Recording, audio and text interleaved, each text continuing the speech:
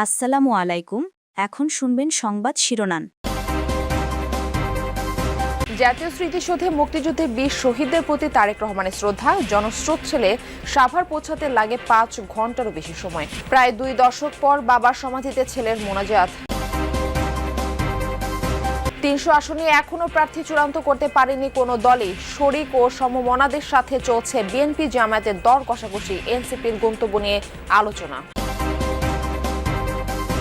উত্তরের জেলা কুড়িগ্রামে জেঁকে বসেছে শীত। কনকনে হাওয়ায় বিপর্যস্ত জনজীবন। ঘন কুয়াশায় ২ নৌ রুটে ফেরি চলাচল ব্যাহত।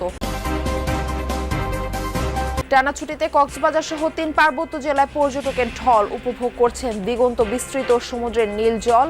কুয়াশার চাদরে মোড়া সবুজ পাহাড় ছুঁয়ে যাচ্ছে প্রকৃতিপ্রেমীদের মন। মিয়ানমারে নির্বাচন ঘিরে শঙ্কা উত্তেজনা। জান্তার বিরুদ্ধে বিরোধী দলীয় সমর্থকদের উপর হামলা, দমন পীড়নের অভিযোগ মানবাধিকার সংস্থাগুলোর। আসসালামু আলাইকুম। এতক্ষণ দেখছিলেন সংবাদ শিরোনাম, এখন দেখবেন বিস্তারিত। নীরবে দাঁড়িয়ে থেকে জাতীয় স্মৃতিসৌধে মুক্তিযুদ্ধের ২০ শহীদদের প্রতি শ্রদ্ধা জানিয়েছেন বিএনপির ভারপ্রাপ্ত চেয়ারম্যান তারেক রহমান। স্বাক্ষর করেন স্মৃতিসৌধের পরিদর্শন বইয়ে। সড়কের জনস্রোত ঠেলে জিয়াউর রহমানের সমাধি থেকে সাভার পৌঁছাতে প্রায় ৫ ঘন্টা সময় লেগে যায় বিএনপির শীর্ষ নেতার। নিয়ম অনুযায়ী সূর্যাস্তের আগে স্মৃতিসৌধে শ্রদ্ধা নিবেদন করতে হয়। তাই তারেক রহমান পৌঁছানোর আগেই তার পক্ষে বিকেলে স্মৃতিসৌধে পুষ্পস্তবক অর্পণ করেন বিএনপির সিনিয়র নেতারা। সাভারের জাতীয় স্মৃতিসৌধে রাত ১০টা নাগাদ যখন তারেক রহমান পৌঁছান, তখন জনতার কাছে হাত উঁচু করে দোয়া প্রার্থনা করছিলেন তিনি। পরে দীর্ঘক্ষণ অপেক্ষায় থাকা জনতার ভালোবাসায় সিক্ত হয়ে প্রবেশ করেন জাতীয় স্মৃতিসৌধে। রাত হয়ে যাওয়ায় রীতি অনুযায়ী স্মৃতির মিনারে ফুল না দিয়ে নীরবে দাঁড়িয়ে থাকেন তারেক রহমান। পরিদর্শন বইয়ে স্বাক্ষর করে মুক্তিযুদ্ধের বীর শহীদদের প্রতি শ্রদ্ধা জানান তিনি। তবে বিকেলে তারেক রহমানের পক্ষ থেকে স্মৃতিসৌধে পুষ্পস্তবক অর্পণ করেন বিএনপি নেতারা। শহীদ জিয়াউর রহমানের মাজারে পুষ্পস্তবক অর্পণ করছেন এবং সেখানে মাজার জিয়ারত করে তিনি ওখান থেকে রওনা দিচ্ছেন। এর আগে বাবা জিয়াউর রহমানের কবর জিয়ারত শেষে বিকেল ৫টায় মুক্তিযুদ্ধের বীর শহীদদের প্রতি শ্রদ্ধা জানাতে সাভারের পথে রওনা হন তিনি। তারেক রহমানকে এক নজর দেখতে পুরোটা পথ জুড়েই ছিল বিএনপি নেতাকর্মীদের ঢল। জনস্রোত তৈরি হয় ঢাকা আরেচা সড়কের বিভিন্ন পয়েন্টে। পুরো সময় সেই লাল সবুজ বাসের সামনে ঠাঁই দাঁড়িয়ে জনতার অভিবাদন গ্রহণ করেন তারেক রহমান। হাত নেড়ে শুভেচ্ছার জবাব দিতেও ভুল করেননি এক মুহূর্ত। সময় ফুরিয়ে আসছে, কিন্তু এখনও চূড়ান্ত হয়নি কোনো দলেরই ৩০০ আসনে প্রার্থিতা। মনোনয়নপত্র দাখিলের আগে শতভাগ চূড়ান্ত হবে কিনা নিশ্চিত নয়। নির্বাচনী আসন সমঝোতা নিয়ে অসন্তোষ আছে বিএনপির শরিক দলগুলোর মধ্যে। এদিকে জামায়াত ইসলামী ও সমমনা দলগুলোর মধ্যে আসন ভাগাভাগি নিয়ে আছে মতভেদ। সমমনা ৭টি দলের বাইরে দলটির সাথে আলোচনায় আছে এনসিপি সহ একাধিক দল। সময় যত গড়াচ্ছে নির্বাচনে রাজনৈতিক দলগুলোর আসন সমঝোতা তত কঠিন হচ্ছে। বিএনপি, জামায়াত ইসলামী, এনসিপি সহ দলগুলো এখনও শতভাগ আসনে প্রার্থী চূড়ান্ত করতে পারেনি। জোটবদ্ধ হলেও নির্বাচন করতে হবে নিজ প্রতীকে। আরপিওর এমন সংশোধনের পর জোট ও শরিকরা নানা হিসেব কষছে। কে কত আসন পাবে, কয়টায় দেয়া হবে ছাড়, এ নিয়ে এখনও দর কষাকষিতে দলগুলো। মুফতি রশিদ বিন ওয়াক্কাস ইসলামী ঐক্য জোট যুগপৎ আন্দোলনের শরিক ও সমমনা দলগুলোর সঙ্গে আসন সমঝোতা প্রায় চূড়ান্ত করেছে বিএনপি। ২৭২টি আসনে দলীয় সম্ভাব্য প্রার্থীর নাম ঘোষণা করা হয়েছে। বাকি ২৮টি থেকে সমঝোতার মাধ্যমে শরিকদের দেয়া হবে। যুগপৎ আন্দোলনের শরিক ও সমমনা দলগুলোর সঙ্গে আসন সমঝোতা প্রায় চূড়ান্ত করেছে বিএনপি। ২৭২টি আসনে দলীয় সম্ভাব্য প্রার্থীর নাম ঘোষণা হয়েছে। বাকি ২৮টি সমঝোতার মাধ্যমে শরিকদের দেয়া হবে। এখন পর্যন্ত প্রায় ১৪টি আসনে শরিক দলের প্রার্থীদের নামও ঘোষণা করেছে দলটি। যেসব আসনে সমঝোতা হবে সেখানে প্রার্থী দেবে না বিএনপি। যদি বোঝাপড়া থাকে অনেক কিছুই করা সম্ভব। এই তো এটা নিয়ে কিছু টানাপোড়েন আছে। সব নির্বাচনের সময় এরকম কিছু টানাপোড়েন থাকে, আপনি জানেন এটা। এবারও তার ব্যতিক্রম না, কিন্তু এবার আমরা একটু গুরুত্বপূর্ণ, বিএনপি যেহেতু বড় দল, তাদের আমরা বড় ঔদার্য আমরা আশা করেছিলাম। সরকার গঠন করলে সরকার কিভাবে বাকিরা অংশ হতে পারে তারা এটা বিবেচনার মধ্যে আছে। এরপরে সংরক্ষিত নারী আসন আছে। আপার চেম্বার গঠিত হলে উচ্চতর কক্ষ, সেখানেও এটা অ্যাকোমোডেট করবার সুযোগ আছে।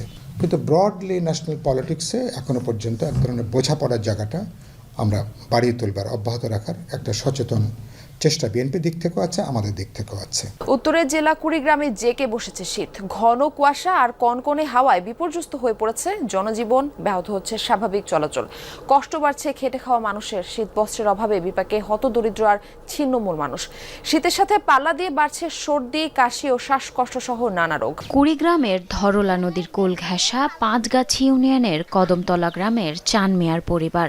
টিনের ভাঙাচোরা ঘরে হু হু করে ঢোকে কনকনে হাওয়া। তীব্র শীতে বিপর্যস্ত 8 জনের পরিবার। খোলামেলা ঘর, বাতাস ঢোকে, কুয়াশা ঢোকে, চাল ভিজে পানি পড়ে। পুরাতন কাপড় চোপড় দিয়ে 5টা বাচ্চা নিয়ে আসি, খেয়ার বিছায় থাকি, খেতা বিছায় এগুলো দিয়ে আসি আর কি, ভাঙাচোরা ঘরের মধ্যে।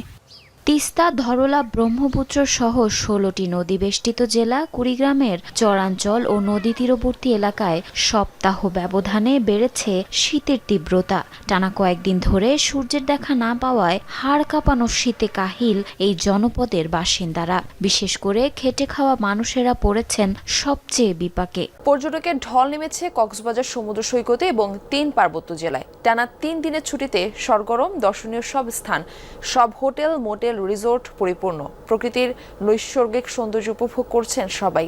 কেউ যাচ্ছেন সৈকতে, কেউ পাহাড়, নদী, হ্রদের মিতালি উপভোগে। পর্যটকদের নিরাপত্তার বাড়ানো হয়েছে টহল।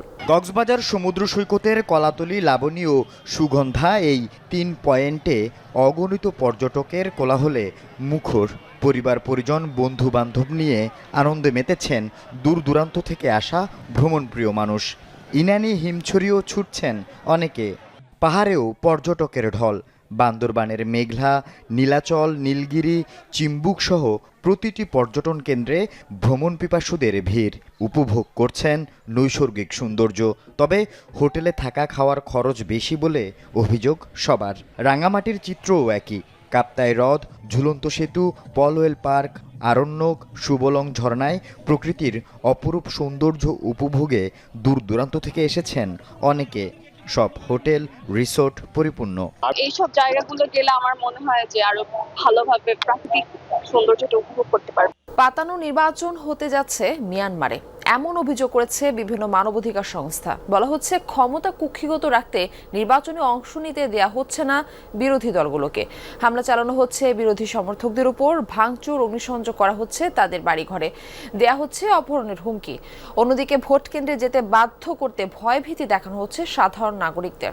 দীর্ঘ 5 বছর পর আবারও নির্বাচনের প্রস্তুতি সংঘাত জর্জরিত মিয়ানমারে। 3 ধাপে হবে ভোট গ্রহণ। আগামী 28 ডিসেম্বর প্রথম ধাপে নেওয়া হবে ভোট। তবে জান্তার অধীনে হওয়ায় নির্বাচনকে ধরা হচ্ছে স্রেফ প্রহসন হিসেবে। জাতিসংঘ ও পশ্চিমা দেশগুলোর অভিযোগ, আন্তর্জাতিক গ্রহণযোগ্যতা পেতেই পাতানো এই নির্বাচন। কারণ গণতন্ত্রকামী অং সান সুচির দলই নেই ভোটের এই কর্মযজ্ঞে। বাদ পড়েছে আরও কয়েকটি রাজনৈতিক দল। জান্তা সংশোধিত সংবিধানের নিয়মানুযায়ী পার্লামেন্টের 25% আসন সংরক্ষিত থাকবে সামরিক বাহিনীর জন্য, যার অর্থ নির্বাচনের ফলাফল যাই হোক না কেন ক্ষমতার চাবিকাঠি থাকবে সেনাবাহিনীর হাতেই। মিয়ানমারের সামরিক বাহিনী এখন নিজেদের তৈরি সংকট থেকে বের হওয়ার পথ খুঁজছে। দেশের অর্থনৈতিক অবস্থা কোণঠাসা, আন্তর্জাতিক সম্প্রদায়ের সহায়তা ছাড়া টিকে থাকা কঠিন। তবে মনে হয় না নির্বাচনে মিয়ানমারের পরিস্থিতির কোনো পরিবর্তন হবে।